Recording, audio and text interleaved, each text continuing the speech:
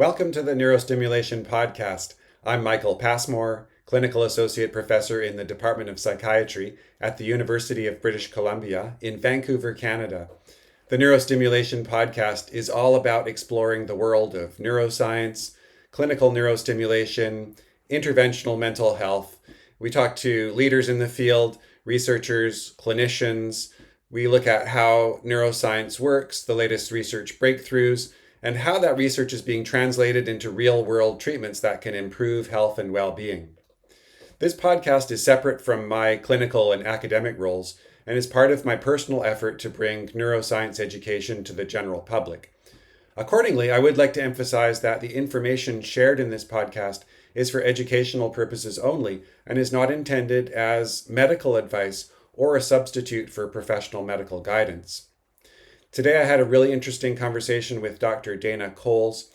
Dr. Cowles is an emergency room physician with a background in philosophy, and he has experience as well in the field working as an EMT volunteer. It was a really interesting conversation. We touched on topics that range from medical trauma, life trauma. I would just put out there as a trigger warning that there were some pretty heavy topics that we discussed and some pretty graphic images. So if you're sensitive to that kind of thing, just be forewarned.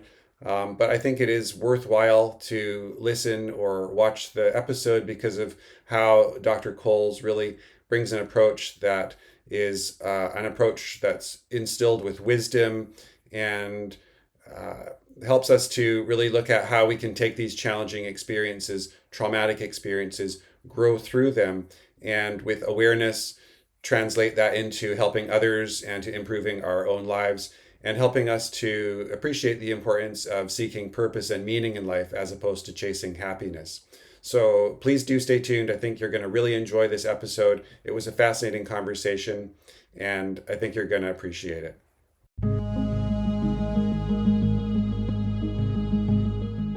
Welcome back to the Neurostimulation Podcast. My guest today is Dr. Dana Cowles, a board-certified emergency medicine physician with a dual academic background in biology and philosophy. Dana's career has placed him at the intersection of medicine, dealing with fear, stressful situations, helping people, and really getting into the philosophy of life and deeper considerations about the human experience, working on the front lines of emergency care and thinking deeply about important things like suffering, anxiety, and what these things bring in terms of purpose and meaning to lives and what they actually teach us about how to live. Rather than chasing easy answers, his work and life really do reflect a long engagement with hard questions about things like mortality, courage, and the unintended consequences of the goals that our society tends to promote. So, Dana, really looking forward to the conversation. Welcome to the podcast. Well, thanks. Thanks for having me. Maybe you can introduce yourself to viewers and listeners and tell us a little bit about your background and your story before we kind of get into more of the details. Absolutely. So I am an emergency room physician, and I've worked in emergency medicine for almost the last 20 years. And I've worked primarily in the New York State and Florida markets. And I've centered around the Orlando region. And before that, I attended St. John's University in Queens, New York. And that kind of got me started. They told me while I was going to school that I could get a free EMT license as long as I volunteered. And I was too broke to pay attention. So if it's free, give me 3, right? And that started me on quite a journey. Amazing. Yeah, thanks for that intro. So when people hear emergency medicine physician, typically they'll imagine, what they see on TV shows like ER and House. They'll often imagine chaos and adrenaline. So how accurate is that image? Well, I would say that out of the different shows, The Pit, the most recent one, is the most accurate, but it's very compressed. So they actually have 5 writers that are emergency room physicians who handle particularly the cases. And so each of the cases that they talk about is things that we've seen, things that we've gone through, not all in one shift. If that happened, people would be quitting left and right. It's a little too much, but yeah, it goes through a lot of the accuracy of the medical practice and kind of that stutter step chaos. The inaccuracy of it, though, is the franticness of it. So I always try to tell people, if I'm doing my job right, it looks like I'm hardly working, and we're busy moving from place to place and things to things, but we're not running around with our hands over our heads. And, you try to act like you've been there before. And there is a lot of mundane mixed in with the chaos, but you never know what's coming around the door. And it depends on which shop you're working in. Some are more chaotic than others. And there's a lot of overuse of the emergency room. So people will come in with very small complaints, wanting convenience care more so than emergent care. And then you can turn around and have to deal with something chaotic that can happen spur of the moment. Yeah. How do you handle the uncertainty? Because obviously, as you say, the importance of protocol and having, algorithms in place to just make sure that things don't get missed must be critically important in that setting. But then it must be also challenging to deal with the uncertainty. On the one hand, there's that wide spectrum from the very mundane, as you say, perhaps sometimes, patients who you think probably would be better off at a walk-in clinic or with their family or their NP or family doc, versus the you never really know what's around the corner in terms of the potential for a very stressful, chaotic, or traumatic kind of situation. Yeah. One of the things that I've been helped with was I got my pilot's license early on while I was in medical school. And they have a mantra, and it's aviate, communicate, navigate. And I said that wrong. It's aviate, navigate, communicate. So you need to start out, fly the airplane. The second one is you need to navigate, point it in the right direction. And then the third, you start communicating. And so we use the same ideal in emergency medicine. First, fly the plane. So first is take care of the person. And you go back to the basics: airway, breathing, circulation, disability, go through the bottom line. If you don't know what to do with the person altogether, you start there, and so everything gets focused down into a base of priority. One of the bases of priority is, and I tell people that the one idea that we go to the doctor in an hour and a half, get a bunch of test results that tell us exactly what's going wrong is pure fiction. And a lot of times we're not able to do that. In medicine, what we do is risk stratification, right? So we try to see how safe or unsafe a condition is and try to maximize the safety for people. That's why you control blood pressure, or you send somebody for a colonoscopy, or these kind of things, do a skin biopsy. You're trying to keep them safe. And I tell the students and residents that all the time, that keep that as your general focus, keep people safe. So if you have to go and tell them, listen, your CAT scan is negative, I'm not sure exactly what's causing your belly pain, is one thing, but make sure that they're safe. And the only thing that they will ever hate you for, and will make your life miserable for, is one basic principle: you told someone they were safe when they weren't. And that's where, in the United States especially, the litigation comes from. You told someone they were safe when they weren't. Right. Yeah, that's very helpful to boil it down to that. And it also brings a real connection and a humanistic perspective, for sure. And that's the bottom line, as you're describing. And connected to that, I thought it might be interesting, if you don't mind telling us a little bit about some of your earlier life experiences. In some of your writings, I understand that you've shared about quite a significant car accident when you were younger. And I'm curious how that particular experience might have changed your own internal world, and perhaps gave you some of an impetus to follow the kind of vocational path that you ended up following. Well, when I was 12 years old, we were actually going to church on a Sunday morning. And this was before seatbelts were heavily impressed, and I was in a minivan, and I was sitting in the back, facing the back. So I was in the middle seat on my knees facing the back. And I could tell you what particular cartoons I was reading out of the Sunday paper. It's funny when you look back and you're like, this was the Calvin Hobbes and the Far Side, the specific ones that you were looking at. Yeah. And it just out of nowhere, when all of a sudden you have the sounds and that screeching tires and all of a sudden things go into very slow motion. And I was thrown from the side of that chair, that bench, and there's a handle that opens the sliding door. And that came and hit me straight in the side of the chest. And then I was on what I thought was the ground, but I was looking at my sister who was in a car seat and her hands straight up and her hair straight up in the air.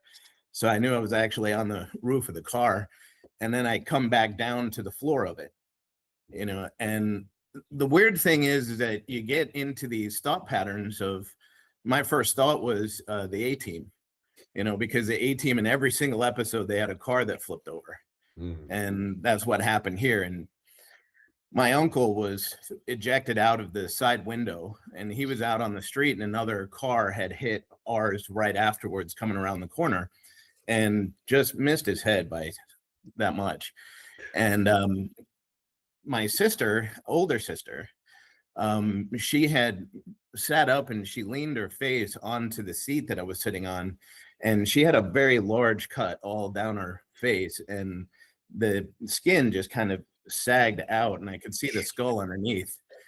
And so, that changed a lot of perspective in my life right in that flash of a minute. And it's, the thought processes don't work correctly. My mother had asked me to take my shirt off so that she could use something to put pressure onto that cut. And I just remember being so inconvenienced because it was raining out. And why do I have to give up my shirt? Like, that's unfair, Part of it is being 12 years old, and part of it's just the sheer chaos of that trauma. Yeah. And the thing that I learned from that entire incident, which I will tell you, no one was killed that day, but it wasn't for a lack of trying, and so the one thing that I learned from that is this idea that the only thing we have to fear is fear itself is complete nonsense.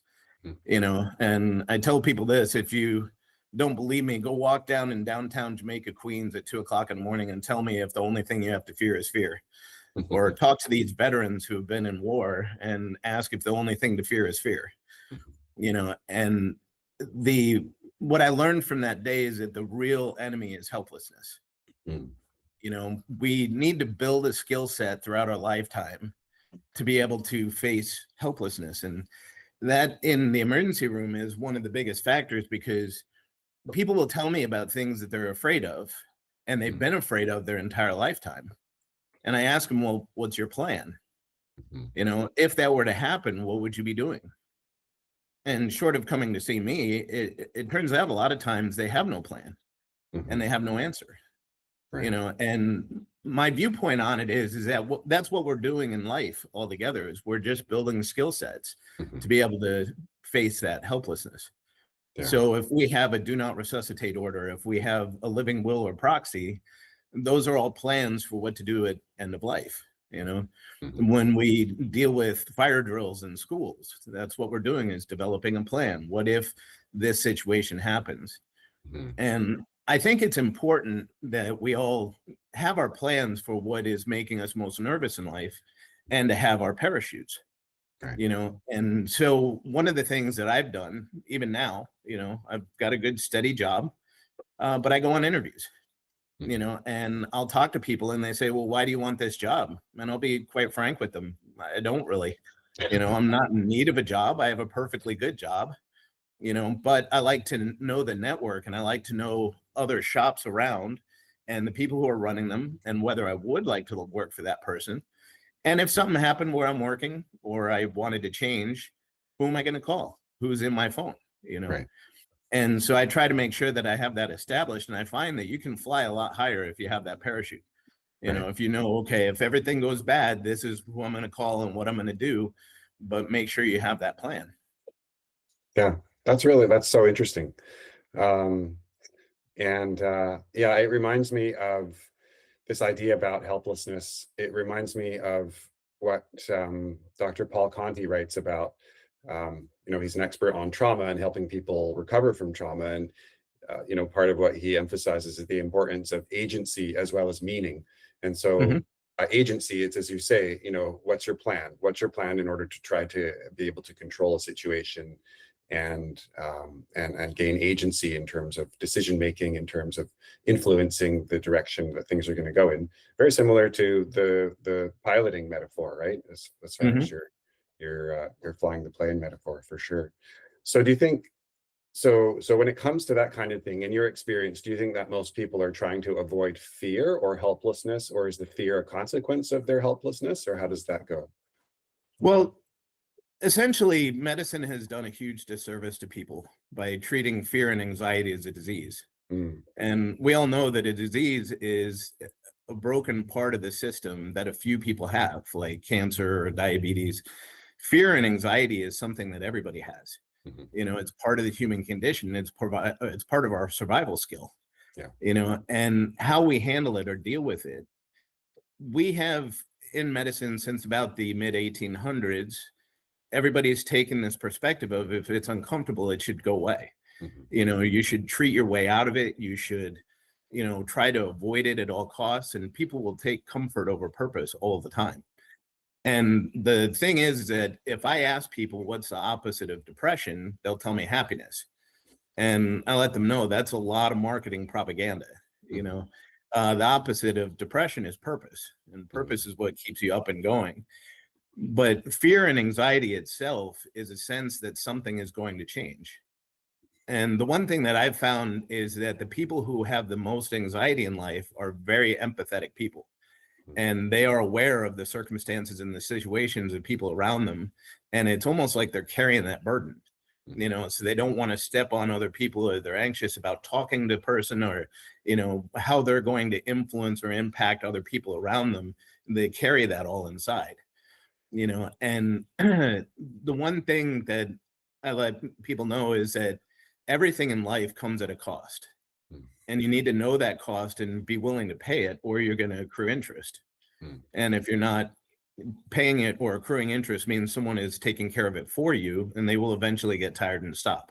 Mhm. And so that's not just financial, that works with emotion, that works in life in general. And so, like, imagine when you're angry, and you don't want to deal with it because you don't want to ruin a relationship, or it's in proper time, so you just kind of bottle it up. Well, when that happens, you're accruing interest. So then when you get angry, it's an explosion, it's fury, it's rage. Mhm. That was all the interest that was accrued. Well, if you have a sense that things are about to change, causing you some anxiety, and you don't learn to use that as a tool, and you try to just ward it away or medicate it away or do those kind of things, you're going to accrue interest. And if you're accruing interest, then it's going to be a phobia or paralyzing fear, and then you stop moving. um, so I have learned over time that fear you need to use as a tool, and that tool means you need to slow down and pay attention. Mhm. And there's actually three types of fear. One is the anticipatory fear. That's the what if this is going to happen, or what if that's going to happen. And the anticipatory fear, the way you need to handle that is to make a plan and trust that plan. Mhm. You can rework it your entire lifetime if you don't trust it, but I was working in New York City prior to 9/11, and I felt a lot of angst, I guess you would say, because I wasn't in the city when it happened. And it's almost like, it happened in your own neighborhood. Mhm. So when I was facing that kind of thing, I knew a lot of the people that were there. And I Mhm. asked them about the experience when they went to ground zero in the moment. Mhm. And they said, well, you don't understand. When all that chaos happens, the rules go out the window. Mhm. And I'm like, no, no, no, no. The rules, the plan, the MCI drill was put into place specifically for those times. But the main characteristic is you have to trust that plan. And if you don't trust it, then it gets thrown out the window. Mhm. So the same in the emergency room, people will have a DNR, or, do not resuscitate order. And if their family member starts dying, then all of a sudden they say, no, no, no, I'm changing my mind. I don't want it. And the problem there is you didn't trust the plan. Mhm. This is a person saying this is what I would want in that circumstance, but emotionally now, because you don't trust the plan, you're changing it. Mhm. And You can change your plan at any time in life, but whatever you land on at any given time, you have to trust it. The second type of fear is the contemporary fear. This is like the car accident. This will hit you out of nowhere. It wasn't something you saw coming. And that kind of fear, it means you need to slow down and pay attention. Your body will even do that for you. When you get the adrenaline surge, that's exactly what happens. Is everything slows down. Everything almost freezes. And the problem is that when people are feeling fear and anxiety, they want to rush, they want to speed up. It's uncomfortable, so I want to get through it, which is the exact opposite of what you want to do. So recently my kids had to give a speech in front of their entire school, and they do it once a year, and so they prepared, and then when they got there, they didn't trust it. And so when they felt the anxiety, all of a sudden they sped up and they were talking, blah, blah, blah, blah, and I was like, blah, blah, blah, I didn't understand a word you said. And so you need to be able to take that moment to be able to slow down and really pay attention to what you're doing, because we've drawn through a lot in life. Yeah. The third type of fear is the retrospective fear, which is the PTSD and things like that. And I'm a firm believer that that comes about because of the feeling of helplessness. You lost somebody, something happened that was traumatic. And at the moment, even if you had training, you felt like you were helpless. This is why people who come back from war and they've lost a companion or something like that, they had a lot of training. They should have been able to stop it, is the sense, right? Mm-hmm. And so the biggest way to treat that is you need to change the retrospective fear to a prospective fear again, and do all right, if this were to happen again, or if I face this situation, what's my plan? What am I going to do? And that takes control of that helplessness to be able to build on it and be able to give some purpose back to what happened. Yeah. No, that's very helpful to break it down in that way. And I'm curious again, I mean, your career is so interesting because of the variety of different roles, and the EMT component in particular is very interesting. So you've got that experience from, in the field with emergency care through to in the ER. So I'm just curious, are you comfortable talking a bit about some of your more memorable experiences working as an EMT in these high stress sorts of environments that you're describing in areas like Jamaica, Queens, and how that has influenced the way that you consider things like PTSD and that third type of fear that you just described? Sure, absolutely. And I don't want to overstate my experience in EMS. I am a complete rookie in it, very familiar with it. And, when I worked in Jamaica, Queens, I was volunteering because, that was the way to get the free license. And they have the fire department in New York handles a lot of the 911 calls. So the volunteer organizations would kind of be a backup role assistance, that kind of thing. So, we helped out with quite a bit, and especially the bigger events that would happen. And you'd also station yourself into small areas of the city. So in a place like New York City, you have a zone that you work in, which will be only a few blocks big. So you get to know a lot of the people there, and that becomes almost your microcosm, and so I remember going into one of my first weeks that I was there, there was a shooting call, and it was at a 7-Eleven. And this was in the northern part of Jamaica, Queens. And the guy that was working there was wearing a suit. And I was terrified, absolutely terrified to go there. And, the lieutenant that I was working with at the time, he told me, there's nothing to be scared of here, son. He goes, the only people that'll be there with guns will be the cops. Most of the shootings happen in less than 90 seconds and less than 3 feet away from each other, and then they scatter like cockroaches. So he's like, there's not going to be anybody else there with guns except for the cops. And I went there, and this man is shot in the leg, and he's laying on the ground, and he's just saying, I can't believe they shot me. I can't believe they shot me. And I was looking around, and the first and only thought came out loud. And I was like, where's all the blood? I'm expecting TV style pool of blood around, and this would be fatal, things like that. And none of that's the case, and especially because the bullet is hot and cauterizes, is spinning and things like that. Unless you're hitting major structures or blood vessels, there can be relatively little or no blood, and so later through that night, they had 20 more shooting calls. Wow. And I guess the group that this man was associated with had found the person that did it, found his family, found his friends, found everybody around him. And I thought the world was coming to an end because we were just going from call after call after call, and they were mobilizing all this. And I had called my father at one point in the night, and I said, turn on the news. It is complete chaos here. You know how many made the news? Zero. None. Yeah. None. And that was the first time that I learned about how politicized the news actually is, and if it's not something that they can make a political statement or motive out of, it's just not going to get any airtime. And the second one was also within the first couple of months of me starting. We had a call to a place, Foch Park in Queens, and they were having a Bible, like a revival underneath a tent. And there was a storm brewing through, and I guess they weren't aware of it or didn't care. I'm not sure what, but there was 200 people under this tent, and the tent had blown over, and people started to stampede, and so we got called for a mass casualty incident for that. And when we get there, I'm a basic EMT, I can do some things, but some are right beyond me, right?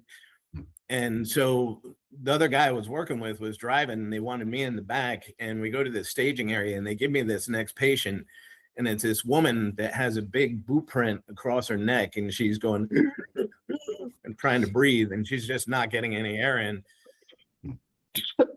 And I looked, other than doing a oral pharyngeal airway, which wouldn't help, it's almost like putting a tongue depressor in their mouth. I just looked at her and I said, I'm not sure what to do. And the guy that was there at the staging area goes, let me help you. There's a smaller pedal on the right. Okay. Hit it. Go. Right. Get her to the hospital. So it's those kind of things that made a huge impression, like right in the beginning. But I had a lot of bitter distaste for it too, because once I had started out, I actually went to class with two girls. One of them, it was Barbara and Teresa. And Barbara, they had asked me to give her a ride because I was in Queens. We were going out to Long Island. They didn't have the transportation. And I was going anyway. There was no problem. And we became friends as a result of it. And we were working together. And Barbara had gone to work with me one night, and she got off work. We got off work at 10 o'clock or so, and then we had to clean up and everything. So she left at about 11. And at around 12:15, 12:30, there was a phone call to 911 that said somebody is breaking into my place. And shortly thereafter, I don't know what happened. I don't know the details of it, but the police had said that it was an unfounded call, that there was nobody in the place. And then at 5 o'clock in the morning, they get called back out for a gunshot, and they found her dead with a gunshot wound to the head. And it really unraveled a lot of things, because it was like that sense of helplessness comes pouring back in, and things. And I tried to ward it away, and I tried to push away that sense of fear and anxiety and stuff like that, because it's like, if that could happen to her, why not other people? If I go home to my apartment, what's that going to look like? Why is she more unsafe than I am? Or, those kind of things all hit you.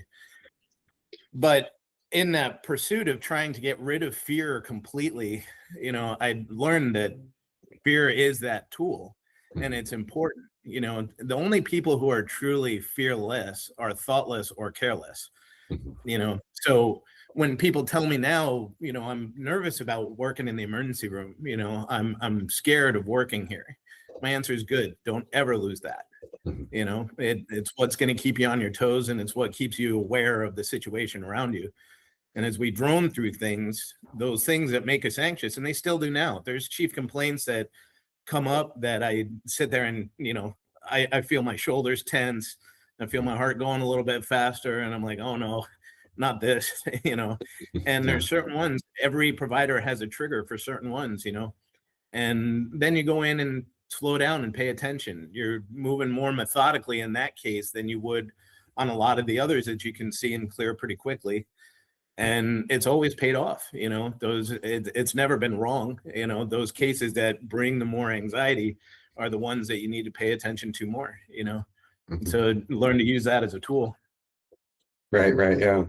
Well, thank you for explaining and describing that. I'm so sorry to hear about your partner and what happened to her. That's just awful. I mean, it makes Yeah. me think, for you and your colleagues at the time, um, must have been just so difficult. And it also makes me wonder, to what extent do you think that there is, and it's a broad question, but like how much unresolved trauma do you think is, because it strikes me that unresolved trauma tends to be a really quiet, um, and kind of hidden burden that exists in most healthcare professionals, and that they kind of quietly carry it forward and just kind of soldier on, and just kind of like they assume that's part of the job, and they just have to kind of deal with it, maybe without much support or no support. It depends, I guess, on the different kind of work environment that someone finds themselves in. But what's your experience of that with your own, challenges as you're describing, and in terms of your work since then? Well, I think that a lot of it is being able to hone and focus it. It's not so much bearing it, it's not trying to get away from it, but to just make it a part of you. And I think one of the things that people make a mistake of is that they want to wipe the scar away. They want to erase it like it's clean or it never happened. And that's, I think, the only thing you can't do. You can handle it any other way, but you can't do that. The scar is going to be the scar. It's going to be there. And it's almost like you're on a new platform in life. You're looking at things from a different angle that you normally wouldn't have looked at it. And that's a perspective that you carry with you that I find when I do that, that's what gets you moving on. And in the emergency room, that can be one of the most difficult because you can, have a really bad case, like, and I would sit there and say the worst, if people ask me the worst, is always the loss of a child, and there is a primal scream from mothers, that is very, very distinctive. It's, you cannot mistake it. And so you can even have a practitioner who walks into an emergency room and hears that, and they'll look around and say, who lost a child? That's, and then, to transition that to go into the next patient getting yelled at because they had to wait because of their sore throat or whatever it might be, can be a difficult transition, especially like right in the moment, so it is important to take time for yourself and things like that. But, this kind of stuff is something that you move forward from.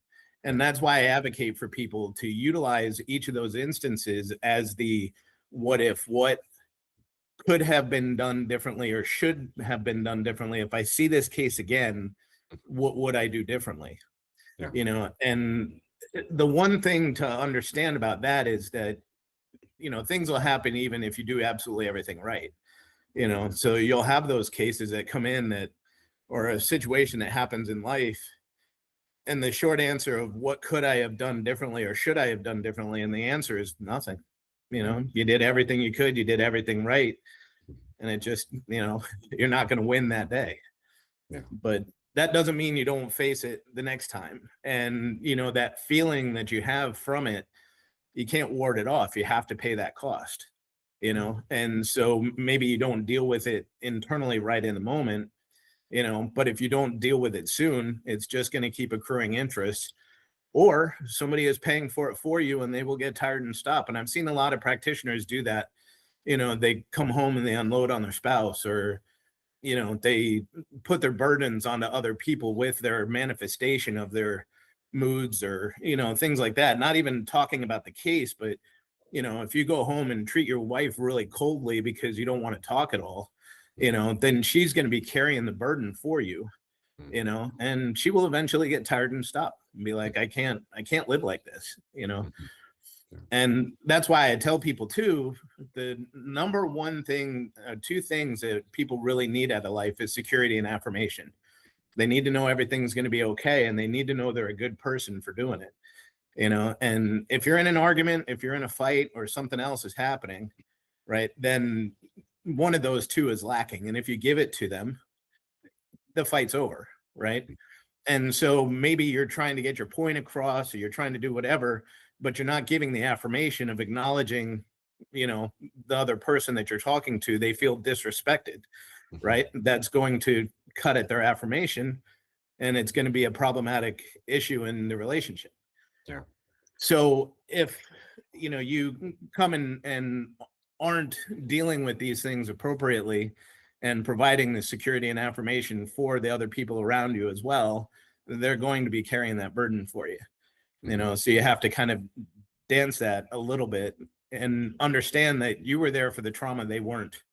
And it's not fair in a lot of sense to bring them into it. So For sure.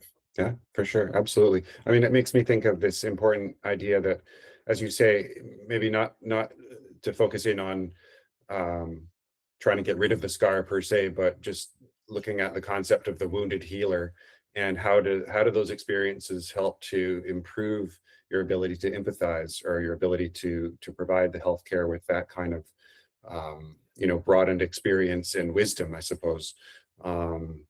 Because yeah, I mean, I think it's again, as you say, if it comes down to even how it affects your relationship, just having some emotional intelligence and awareness in terms of how you're coping with that in a not a healthy way is going to affect the people that are close to you, and that's going to cause that kind of collateral damage, right? Because even with that, that makes me think of something like imago therapy in relationships, and how they talk about how if you're bringing past trauma from your family structure when you're growing up, and you're bringing that into your current relationship, the best way of kind of growing through that is by working through things with your current partner, and being more attentive to things as you're describing, the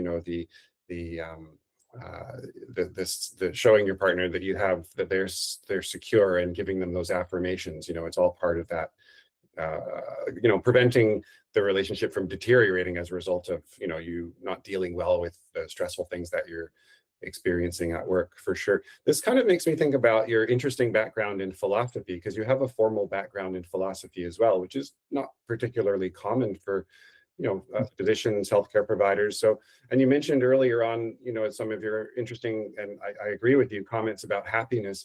So what do you think about, like, because I think obviously happiness is a catchphrase, right? In our society, it's all about like the pursuit of happiness, and I'm not knocking that, but to what extent do you think that perhaps it's a little off course, and maybe even actually destabilizing for people? well, it's actually been skewed quite a bit, and that happened in the mid 1800s. So one thing, and I was asked recently why it is that it's so difficult to get mental health. Why is access to it so difficult? Why is, and there's two reasons. One is the past look on it, because mental health originally was looked at as a scourge from God. You were a sinner, and you were paying for your atonement, and the answer to that was to outcast people from society. And they would start housing them together with criminals, and looked at the same way, and so they would use pestilence houses in early America. And then they started putting people into safe houses, which were asylums, but they were experimenting as they went. They were utilizing different drugs. They were using shock therapies and lobotomies and all kinds of things that they didn't really understand as they were going through it. Mhm. Finally, Freud came along and said, you can psychoanalyze people and you can make them better. But they were also learning physiology in the same time. And believe it or not, we only know physiology as good as our own technology. Back in history, the best technology was aqueducts that took water from one place to another. Well, they understood the circulatory system very well as a result. Then they started to learn to harness electricity, and that gave a broader understanding of what the nervous system and the nerves did. But that was only in the 1800s. I went to an exposition the other day about mummification. It was a presentation of Tutankhamun and his treasures, and they were talking about the embalming process in ancient Egypt. They would take the brain out with a hook from the nose, and they thought that the brain was just a filler, to keep your head structure in position. They didn't understand it as a functioning tool. And the reason was because of the physiology. They understood by movement. The heart moves the fastest, so the heart was the most important part of your body. Then the lungs, then the digestive tract. But there's functionality based in the movement. And since the brain just sits there, it was useless in their mind, And so now we develop an understanding. We're in the computer age. So we start talking about the brain as a computer, right? And you'll hear computer terms like genetic coding and DNA sequencing. These are all computer terms. So our understanding of physiology is going to grow even deeper when our technology improves, especially with AI and things like that. But in the mid 1800s, we, in the psychoanalyzation process, and they started to get to know nervous disorders, they had a lot of downer drugs like thorazine and lithium and those kind of things, so people don't generally know the story, but if there was the idea that you want to just sedate people and it would be easier if you just gave everybody Valium, well, they had that idea and they did it with lithium, but it was getting people sick. So they made what was called bipolithiated lemon lime soda, and all the sodas were used as medicines.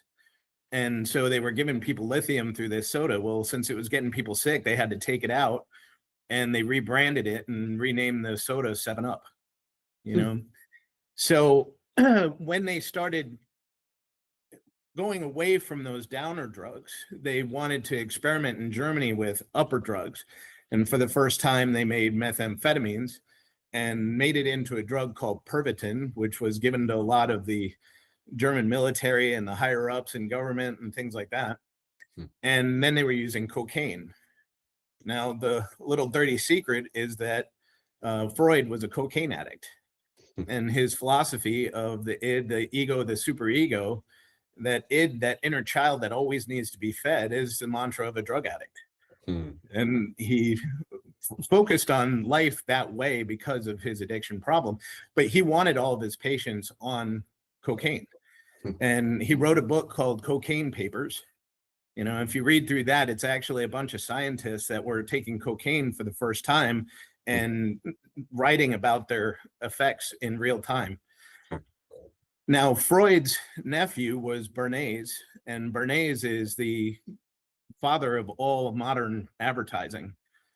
So things like eating bacon and eggs for breakfast was because of him. Understanding that smoking was beneficial and even treated for throat cancer and stuff, which is why they put menthol into it, was him. And they were pushing this idea of euphoric happiness. Back before then, in Greek times, happiness was just like, if you use the word happiness, was just what happened to you, kind of like karma. There's good, there's bad, it's what happens to you. And so Socrates, Aristotle, they wrote about, to have good things happen to you, or for happiness, you would have to have a virtuous life. During Enlightenment, Immanuel Kant wrote about happiness being a worthy life, right? So in our Constitution, it says life, liberty, and the pursuit of happiness. What they were saying was life, liberty, and the pursuit of a worthy life. Then along came Freud, and they started pushing for this euphoric happiness, on tap, on demand. And then you had John Pemberton, who made the first recipe for Coca-Cola, utilizing cocaine, a molasses type syrup, and then sugar, and he had wine and a high proof alcohol in it. Temperance came along after that, and they said, well, we're going to take out the alcohol, the cocaine, but they replaced it with high calories and sugar and caffeine, right? So they wanted to pitch it with anything that would provide this euphoric happiness. So they went to ballparks and started sponsoring ball players and said, if you're going to play this ball game, you should serve our Coca-Cola. And this was a guy, Asa Chamberlain, did this, and they went together with the Hamburger Brothers in the 1950s and said, hey, why don't we come up with a ready meal for kids. You can serve your hamburgers and French fries and our Coca-Cola, and we'll call it a Happy Meal, right? Somebody who studied under Freud quite a bit was Walt Disney. And so he had the concept of happily ever after, one event in your life that creates this euphoric happiness, and then you're good to go from then on, happily ever after. And he named the Disney park the happiest place on earth. And what the marketers have learned is that happiness parts you with your money. So you will spend more money because of this euphoric happiness, and they've used it ever since.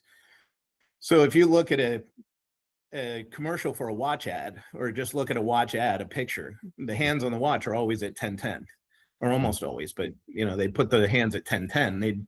It's not accident or coincidence. It mimics a smile. And so they'll say, buy our product, you'll be happy. Wear our watch, you'll be happy. Wear our makeup, you'll be happy. Eat our food, you'll be happy. Drink our drink, you'll be happy. And so when I ask people what they want out of life, they'll tell me happiness of some sort, almost always. And that's marketing propaganda. And what people really need out of life and what they want is the security and affirmation. And at the end of the day, they focus on that because, like, if I tell somebody they've got cancer, sometimes what they'll sit there and say is, when am I going to start my chemotherapy? Right? No, it's not a pathway to happiness, right? What they're looking for is, a tackleable situation, and they will go through whatever pain and suffering that they have to be able to build to know that things are going to be okay. And they want to do it as soon as possible. Why do people go to war? Why do they join the military? And to get a marketable skill, to get you do get your accolades, your affirmation by promotion, by honors or awards, things like that. And back in the day, we used to go to college, right, to get a marketable skill. And then the affirmation part of it is, hey, look, I made the honor roll, or I went to an Ivy League school. Look, I went to Harvard. I went to Yale. That's the affirmation part of it. Now it's changed. People pursue happiness more. And, they go to school and they don't care what they major in. And they want to get drunk and get high. And, it's a focus on sex and stuff like that. So they're just looking to be happy, and I see that over and over again, where people get to their basal needs, that security and affirmation. It took me a long time to understand it too, because if I go to someone in the emergency room and they've got this really bad abdominal pain, if they really want happiness, the first thing that they would do, if I told them, hey, your CAT scan is normal, you'd think, well, that you can't get happier than that, right? But they get mad, they get upset. What do you mean it's normal? There has to be something, and is that a desire to be sick? No, it's a desire to have a tackleable problem, which, gives you the security, but also that affirmation. This pain is not just in my head. It can't just be a little bit of gas, right? I want to know exactly what it is. But the more that we focus on happiness as a society, you spend money too much, you part with it, right? And I hear things like people are upset that there's overpaid people, celebrities, sports stars, musicians, these kind of things. Well, those are the people that made you happy, and you very willingly parted with your money. Yeah. Right. That's what made them overpaid and rich. So we change out what's necessary for what's comfortable. And where I get nervous about this is in the development of AI, and I hear Elon Musk talking about this where, hey, we're not going to need to have jobs anymore. It's all going to be taken care of by robots. He said the other day that going to medical school is going to be pointless within the next 5 years or 10 years, and we're going to, have these issues that come up, because if I ask people what's the opposite of depression, they tell me happiness. That's the propaganda, but it's actually purpose. So what happens if everybody's purpose in life is taken away by machines or robots or whatever? And my answer is, you're going to need to find purpose regardless of what you do. To the time you take your last breath, you have to have purpose, or the depression rates are going to go high. Yeah. And if we step back to COVID for a quick second, this is one of the biggest mistakes I believe that we made, during COVID, was when they did the lockdowns, and they shut everything down. Remember who they said was going to be working, right? The essential workers. So the essential workers were going to be working, and they kept up with it. Imagine telling 90% of your population that they were not essential. So they closed everything down, and then when they reopened the restaurants, people didn't want to come back to work. We just told them no, they were not essential. And then still to this day in hospitality and things like that, they're having trouble getting people in. They're having trouble filling the spots. The restaurants have had to close down. There's a lot of things that happen, and people just weren't. They've got the highest rate of career changes now. Yeah, no, I mean, it's a really, thank you for that really comprehensive summary of these deep and important issues that are really affecting all of us, I think, really, and especially it makes me think of, young people, my kids, you've mentioned your kids, and it's the sort of thing where, yeah, I think there's anxiety about what the future holds in terms of how people might find meaning and purpose. I mean, you can talk about spirituality. I think there are probably answers there for people depending on their worldview.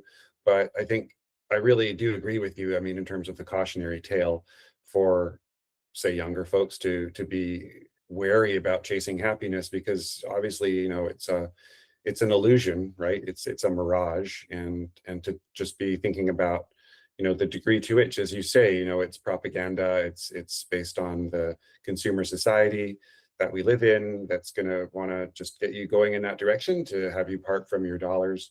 But yeah, what are some of your thoughts around, like, if you were counseling, say, a student, or even trying to steer your own kids in the right direction, how might you encourage them to, like, seek to build purpose and meaning in life as opposed to chasing happiness?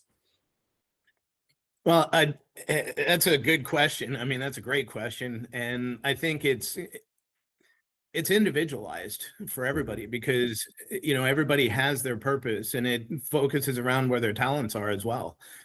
So there's certain things that people get passionate about, and I just would caution people against passion towards happiness.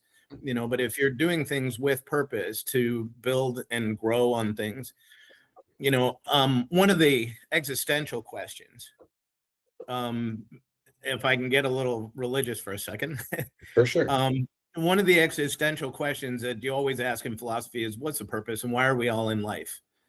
And I'll tell you that what I believe in, so this is all just personal opinion, I understand universal constants, and these are the things that everybody kind of has a sense or awareness of are probably pretty true, and across the major religions and even in science, the one thing that they understand is that everything is made up of energy, right? There was a brilliant guy who sat there and said, mass is energy. How much energy? Well, you got to multiply it by the speed of light squared, that much energy, right? But that's what mass is. And so we are all packets of energy, and we're made up of energy. And the first law of thermodynamics, that energy cannot be changed, right? It can't be created or destroyed. It can only be changed. And so if we can change energy, you can't create it, you can't destroy it.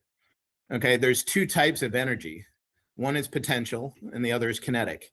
So if you put the rock on the top of the hill, it's got potential energy. When it starts rolling down the hill, that's kinetic, right? And if you have the bow and arrow analogy, if you pull back the bow, that's a lot of potential energy. You let it fly, that's the kinetic. And so I do believe there's a God, and I believe that God created infinite potential energy, and that's the part people don't talk about. There was a creation of infinite potential energy. Then, whether you want to call it the Big Bang or creation or whatever you want to call it, he changed that potential energy to kinetic. And what does it mean that you're made in his likeness? Well, you as a creature with intelligence and free will has the ability to change potential energy to kinetic. Okay. And then if the question is, okay, how do I do that? That's the individual part. That's where your individual talents can lead it into, how do you change potential energy to kinetic? And any way you find to do that, take advantage of it. Build, grow, develop. Build, grow, and develop yourself. Build, grow your potential, right? Mhm. Build other people's potential. It's littered all through the Bible where they sit there and say, don't hide your light in a bushel, let it grow. Woe to the person who returns to the master with the same grain he was given. Mhm. Bring bushels back instead. Go forth, be fruitful and multiply, because having children is the number one way to change potential energy to kinetic. Mhm. And then even the basic message, how do you grow potential energy to kinetic in your relationships? It's with love, right? So in any of those things, you develop purpose, and the one thing that people have to understand is that in each of these connections and interactions that you're doing that, if you're building kinetic energy, you're pivotal, you're vital, you are necessary, Yeah. right? And so to sit back and be passive or all the time of criticizing and knocking people down, crushing hopes and dreams or whatever it is that people are doing, that's the opposite, right? If you look at the list of the sins, all they are is destruction of kinetic energy, right? Don't Mm. kill, don't lie, don't cheat, don't steal. These are the things that destroy kinetic energy, Mm. So what I would like to see as a society, stop talking to me about what you're against. I want to know what you're for. I Mm. want to know what you would build and grow and develop, and how would things get better. I'd love to see politicians get up there and say, hey, yeah, this guy's great. Let me show you why I might be able to do a better job this time around, or maybe I'm the right guy for this moment, but we also fixate on people as being good people or bad people. Like, this is a good person or that's a bad person. I don't believe that. I believe that people do good things and people do bad things. Some of the people that come and confide things to me in the emergency room, people that you would think are really good people, have some really dark stories, Mhm. and have done really dark things. And so, everybody can be privy to that kind of thing. So Mhm. what you want to do is focus on, I'm making a decision. The question is, are you building, growing, and developing, or are you tearing down and destroying? Yeah. And it can make it that easy to put a judgment weight onto it and sit there and say, all right, even if I've done stuff to destroy in the past, what Mhm. am I going to do to build up now, and develop? And I think for everybody, it can get there, if they use that as a kind of pivot point. Mhm. Yeah, yeah. Well, amen to that. I mean, and it's kind of a reflection of what we're up to right now with this kind of conversation, right? Bringing that potential into the reality, and just disseminating these really interesting ideas and conversations. So yeah, I really appreciate that. It does resonate as well as a fellow believer. So I really, yeah, I do really respect and appreciate that perspective. And I think like I said just now, regardless of everyone's individual worldview, and even if people are atheistic and what have you, there's a lot of wisdom in what you're saying in terms of being cautious around chasing happiness and being more attentive to trying to build meaning and purpose and agency through life, and being aware of the differentiation between fear and helplessness and all of these really important things that we've reviewed today. So yeah, I mean, I think that's probably a really good point to end on, a very positive and hopeful point. So yeah, again, thanks so much, Dr. Cowles, My pleasure. for joining us today. It's just been such a, it really does, it makes me think that today's conversation reminds us that wisdom doesn't come from avoiding fear or pain or trying to get rid of the scars like you're describing, but from engaging them honestly, right? Mm-hmm.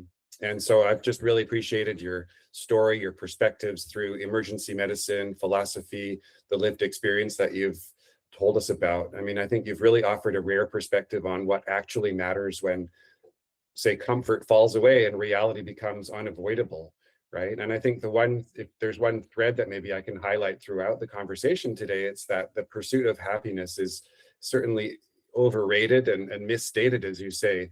And maybe it should be more around the pursuit of purpose and meaning that's earned through responsibility, presence, and courage, right? Because that kind Exactly. of thing is never overrated. That's really where people need to be kind of focusing their kinetic energy, transforming their potential energy into their kinetic energy towards those goals. If we use the bow and arrow metaphor, that would be what they're aiming at, right? Exactly. Exactly. That's fantastic. So Dana, thanks again for bringing such clarity and depth this con- Dana, thanks again for bringing such clarity and depth to this conversation.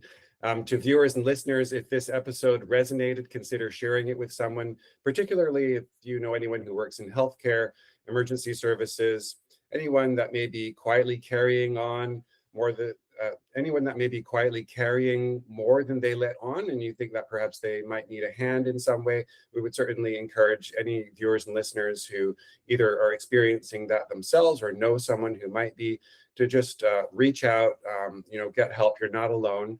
And we talked about some heavy topics today, but I think this is real life. This is true, and we want to make sure that we are respectful and attentive to these kinds of issues, because I want everyone to know that, yeah, again, it's the sort of thing that it takes courage to step forward, but that's that the first step is the most important one, and help is available. So I would encourage you to take that first step if you feel that it's necessary, or someone that you think might be helped out in that way. So again, Dana, thanks so much for joining us. Really appreciate your passion, your story, your interest, and your time today. Thanks so much. Absolutely. Thanks for having me. Okay, take care. All the best. Bye-bye. All righty. Bye-bye. Thank you so much for joining us today on the Neurostimulation Podcast. I hope that you enjoyed the discussion with Dr. Cowles as much as I did. If you found today's episode interesting, don't forget to like and subscribe to the podcast. It's the best way to make sure that you never miss an episode, and it helps us to reach more curious minds like yours. Also, if you think that today's episode might resonate with a friend, a family member, or a colleague, particularly as we mentioned in the conversation, if you know of a friend or a family member or colleague who's a healthcare professional or any other kind of a caregiver, first responder, perhaps member of the military or veteran, and you think that they're perhaps struggling with some of these issues and that they might benefit from listening to or watching this episode, please do share it with them. Whether it's in the hopes of helping somebody or just sharing the knowledge that we discussed. Knowledge is better when it's shared, and you do never know who might find this information helpful, healing, or inspiring. For more details about Dr. Cowles and his work, I'll include some links in the show notes. So I do encourage you to check out those links.